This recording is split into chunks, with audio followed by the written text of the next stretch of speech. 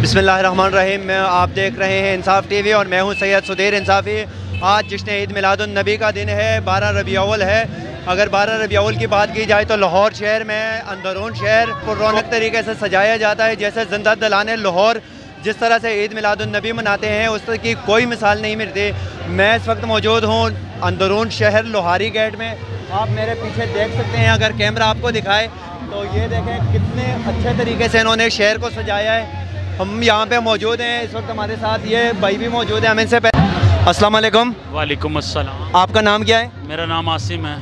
आसिम भाई, ये ज़रा बताएं आज यहाँ पे क्यों बैठे हैं आप लोग? जनाब, ये जश्न ईद मिलादुन नबी है। हमारे नबी पाक सल्लल्लाहु अलैहि वसल्लम की विलादत बासआदत हुई थी इस दिन। 12 रबीउल अव्वल का दिन है आज, और ये हमारा खुशी का, हमारे लिए ईद का दिन है।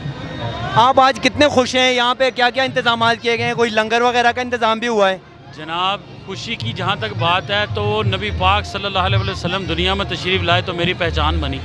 मैं उनका उम्मती हूँ। मेरे लिए सबसे बड़ी बरकत वाली बात ही यही है। मैं खुशकिस्मत इंसान हूँ। हम सब खुशकिस्मत हैं कि जो हमारे नबी दुनिया में आए और अल्लाह ने उनको मबूस फरमाया और हमें उनका उम्मती बनाया। और यहाँ पर जो जहाँ तक लंगर के इंतज़ाम का ताल्लुक़ है, हमारा यहाँ पर लंगर का सिस्टम अंदर चल रहा है, शुरू हो गया है। यहाँ पर मछली भी फ्राई मिल रही है, वहाँ पे बिरयानी, और उसके साथ हमने और भी काफ़ी बच्चों के लिए लवाजमात मंगवाए हैं। आइसक्रीम है, पानी है, बोतलें हैं, तो वो बच्चों के लिए भी बहुत सी चीज़ें हैं। तो इंशाअल्लाह ताला अभी बस हमारे बुज़ुर्गों का इंतज़ार है, वो आएंगे। केक कटिंग से इब्तदा होगी।